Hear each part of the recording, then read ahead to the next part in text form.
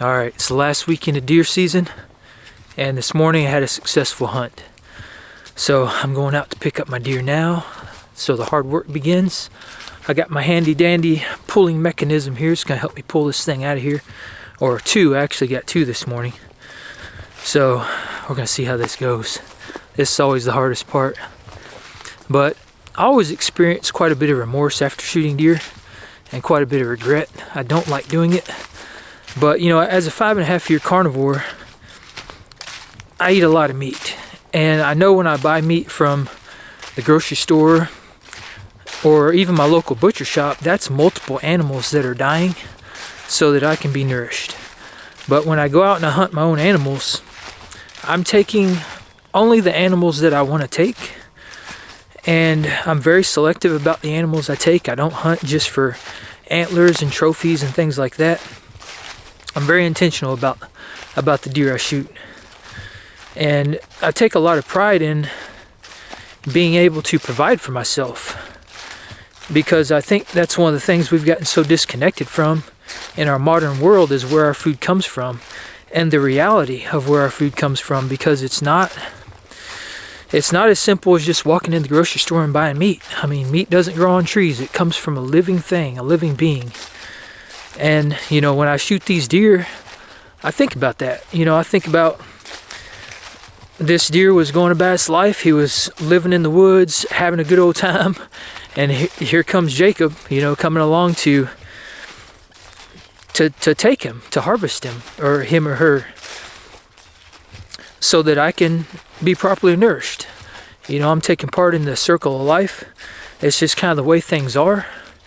And if I'm going to eat meat, I think this is one of the most honorable ways to do it, is to actually source the food yourself and be a part of that harsh reality that is the circle of life, essentially. All right, so Shawnee has found the first deer, and she's finding the second one now.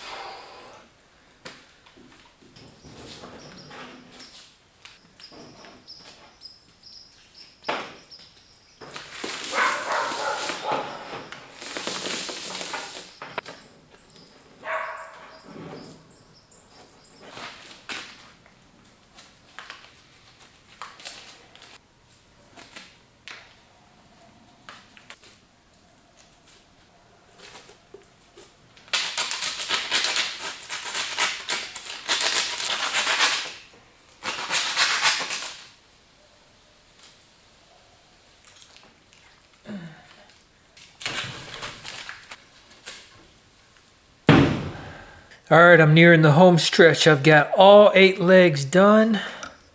Finishing up on the last shoulder now, front shoulder from the big deer. And then after that, I think I'm going to go ahead and move over and start packaging up the meat because I've got a lot here. I don't want to sit out at room temperature too long without packaging it up and getting it in the freezer.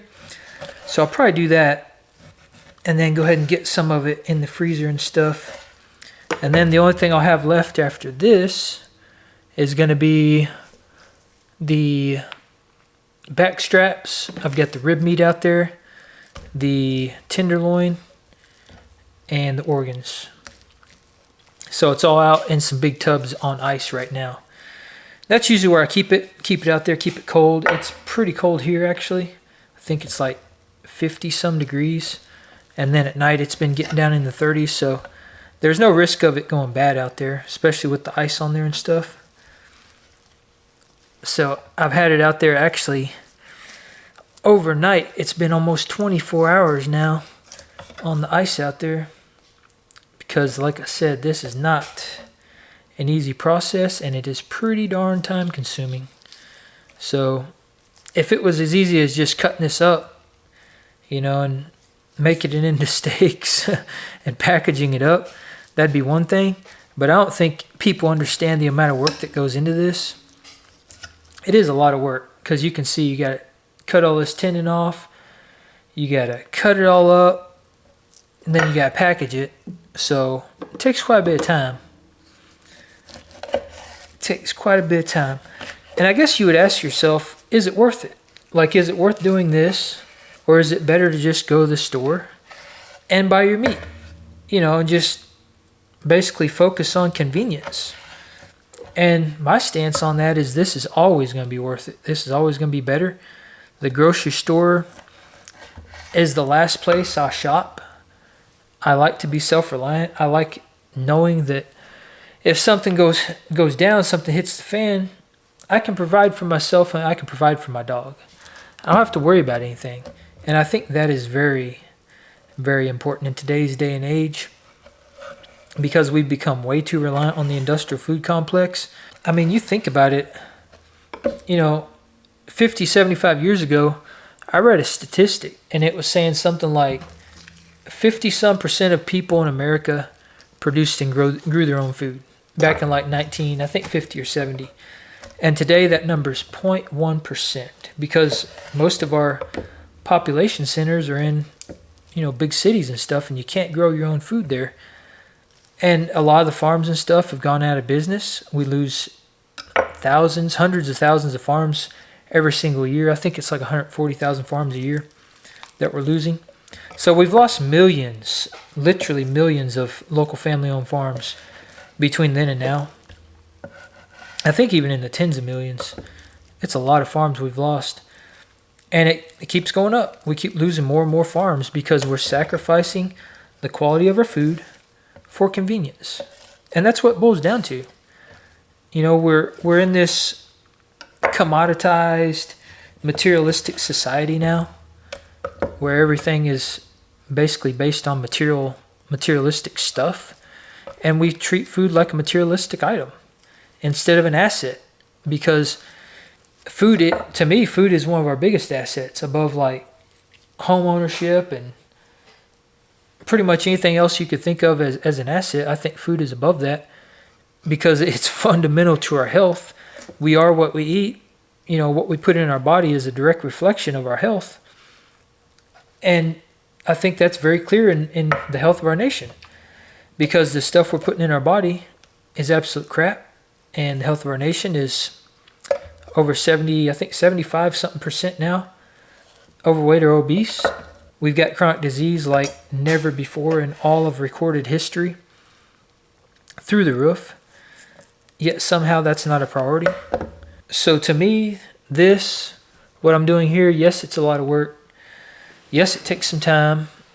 No, it's not glamorous. It's not sexy. It's not necessarily fun. But it is so worth it because by doing this, I know exactly where my food comes from.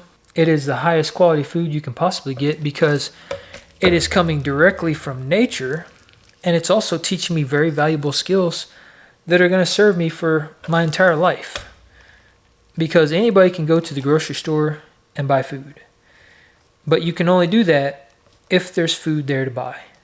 What happens if there's not? What happens if something happens to our food system, something happens to the food supply? What happens if something happens to you and you're stuck in a survival type situation, or you lose access to money and all of a sudden you can't feed yourself or feed your family? What do? Well, if you don't know how to hunt, you can't hunt. And if you do hunt, do you know how to process your own food safely, without it getting contaminated and being bacteria ridden, or possibly going out and just not knowing how to hunt and not being able to find or kill anything to eat? Because the reality of it is that in the not so distant past, this is what meal prep looked like. Meal prep today is going to the grocery store, filling your cart up, taking it home, and then maybe prepping some food on the counter and throwing it in the fridge or the freezer. That's meal prep.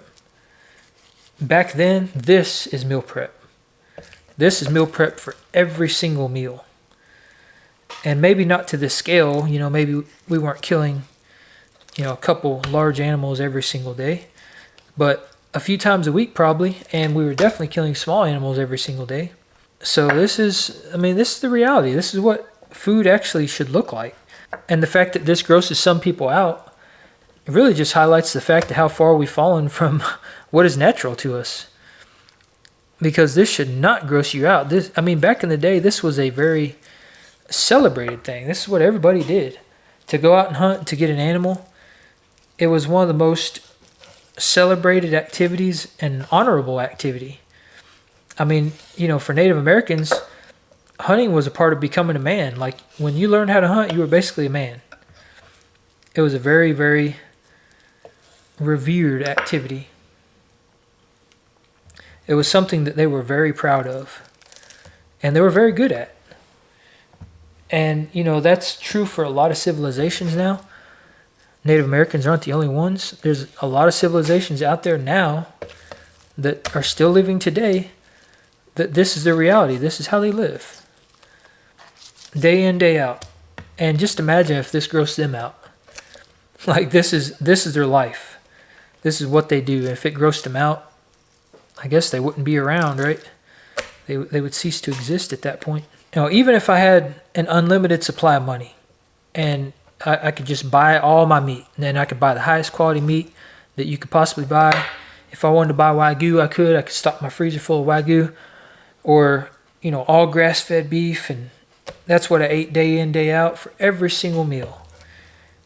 I would probably still hunt, just because this is what my ancestors did. This is what is natural to me. This is me playing a very important role in the circle of life, in the natural order of things. Because we like to disconnect ourselves from that natural order of things, but we are very much a part of it. Even to this day, in this materialistic, commoditized world, we are still part of it, and we always will be.